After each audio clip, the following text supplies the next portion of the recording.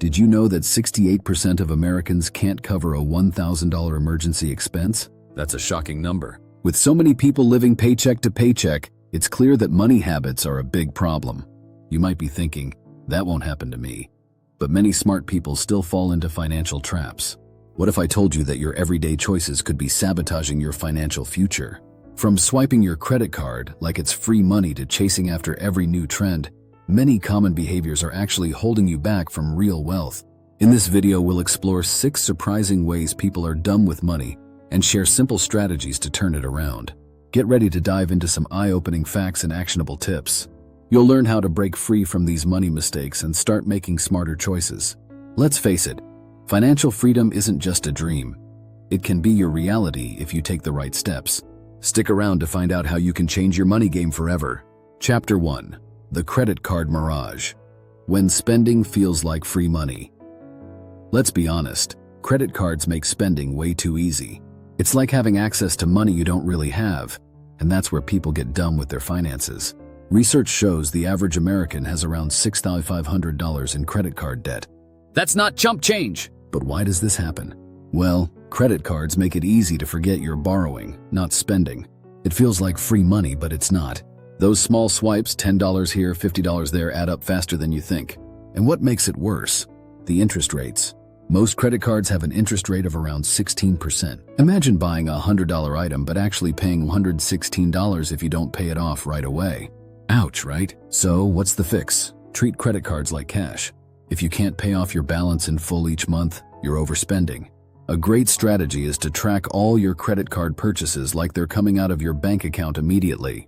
Apps like Mint or YNAB, You Need a Budget, can help you stay on top of your spending. Or try the envelope system. Yes, even in 2024, this old school trick works. You budget what you're going to spend, and when the envelope is empty, you stop spending. Another pro tip? Call your credit card company and ask for a lower interest rate. It's worth a shot. Around 70% of people who ask get their rates reduced. A 5-minute phone call could save you hundreds over time. Remember, it's not about avoiding credit cards. It's about being smart with them. As Warren Buffett famously said, the chains of habit are too light to be felt until they are too heavy to be broken. Chapter 2. The Status Symbol. Struggle. Flexing on a financial tightrope.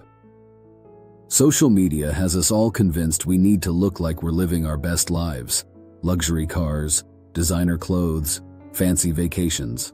But here's the harsh truth. Most people flaunting wealth aren't really rich. In fact, they're probably in debt. A 2020 CNBC survey found that 64% of Americans live paycheck to paycheck, including those earning 6 figures. Think about that for a second.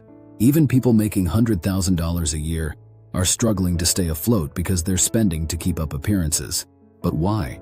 We've been conditioned to believe that success looks like owning a new car or wearing expensive clothes. But this mindset keeps you on a financial tightrope, constantly one step away from a fall. The fix? Focus on real wealth, not what looks good on Instagram. Real wealth is about freedom, not stuff. Start by questioning every purchase. Do you really need a brand new car with a $600 monthly payment?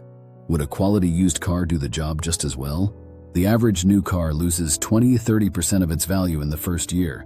So you're basically paying for something that becomes worthless fast. If you want to escape the status trap, make a habit of living below your means. That doesn't mean you need to live like a monk, but it does mean cutting back where it doesn't matter and investing in what does, your future. Follow the advice in The Millionaire Next Door by Thomas Stanley and William Danko. The wealthiest people aren't the ones showing it off. They're quietly building their financial empires. Chapter 3. The Deadly Trap of Someday Soon. Why delaying wealth habits is destroying your future. We all say it. I'll start saving tomorrow, or I'll invest when I have more money. But the truth is, someday soon never comes. And the longer you wait, the more money you're losing. Here's a shocking stat. If you invest $100 a month starting at age 25, you could have over $200,000 by age 65, assuming an 8% return. But if you wait until you're 35 to start, you'll end up with around $90,000. That's a huge difference for just 10 years of waiting. The power of compounding is real, and it rewards early starters. Albert Einstein called compound interest the 8th wonder of the world. The key is to start now, even if you can only afford a little. A $50 investment today is better than waiting to invest $500 a year from now. The habit is what matters. How do you make it stick? Automate it. Set up an automatic transfer from your checking account into a savings or investment account each month. You'll never miss the money because it's gone before you even see it. This is sometimes called paying yourself first, and it's a foundational principle of personal finance. Another strategy, set micro goals. Instead of thinking, I need $1 million for retirement, break it down into smaller steps. I need $5,000 in my emergency fund by next year. Once you reach that goal, move on to the next one. Progress builds momentum. Don't wait for the perfect time because there's never going to be one. Start small, start now, and let time and consistency work in your favor. As the Chinese proverb says, the best time to plant a tree was 20 years ago. The second best time is now. If you're enjoying this content, don't forget to subscribe for more tips on financial freedom. Chapter 4. The I deserve it mentality. Rewarding yourself to financial ruin. We've all said it. I work hard, so I deserve this. Whether it's a new gadget or a weekend getaway, treating yourself can feel great in the moment. But the truth is, these little rewards add up fast. Americans spent an average of $1,497 on non-essential items every month, according to a 2019 survey by OnePoll. That's nearly $18,000 a year. Here's the problem. Treating yourself too often can derail your financial goals. We justify impulse buys with phrases like, I've earned it, or it's just one time, but it's rarely just once. Over time, this mindset leads to overspending and living beyond your means. It's like dieting. One cheat day is fine, but if every day becomes a cheat day, the results won't be pretty. The fix? Create a budget for your fun spending. It's totally okay to treat yourself within limits. Set aside a specific amount each month for non-essential purchases. That way you can enjoy life and still hit your savings goals. A good rule of thumb is the 50-30-20 rule. 50% of your income goes to needs, 30% to wants, and 20% to savings. The key is to make sure your wants don't eat into your savings. Another smart strategy is to delay gratification. When you see something you want, wait 48 hours before buying it. Often, the initial excitement will wear off, and you'll realize you don't actually need it. A quote from James Clear, author of Atomic Habits, sums it up perfectly. You do not rise to the level of your goals. You fall to the level of your systems. Build a system that allows you to enjoy life without sabotaging your financial future. Chapter 5. The Side Hustle Seduction. When more isn't always better. We live in a hustle culture. Everyone seems to be juggling multiple side gigs, trying to earn extra money on top of their 9 to 5. But here's where people get it wrong.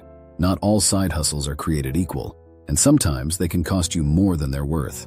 A Bankrate survey found that 45% of Americans have a side hustle, but most of them earn less than $500 a month. Now, don't get me wrong. Side hustles can be great for boosting your income, but if you're constantly chasing more money without a plan, you can burn out fast. Plus, the extra income can give you a false sense of security, leading to more spending instead of saving. It's easy to think, I'm making more money so I can spend more. But that's a trap. The fix? Be strategic with your side hustle. Instead of jumping on every opportunity, choose one that aligns with your long-term goals. Maybe that's paying off debt, building an emergency fund, or investing in your future. The key is to have a purpose for your extra income. And here's a surprising fact. A study by Harvard Business Review found that people who focused on less but more meaningful work were more likely to be satisfied and successful. So instead of spreading yourself thin, focus on one or two things that really move the needle. Another strategy, automate your side hustle income directly into savings or investments. That way, you don't even see the money, and you're less likely to spend it. Think of your side hustle as a tool for building wealth, not just as extra cash to blow on stuff. If you found these tips helpful, make sure to subscribe for more insights on achieving financial freedom.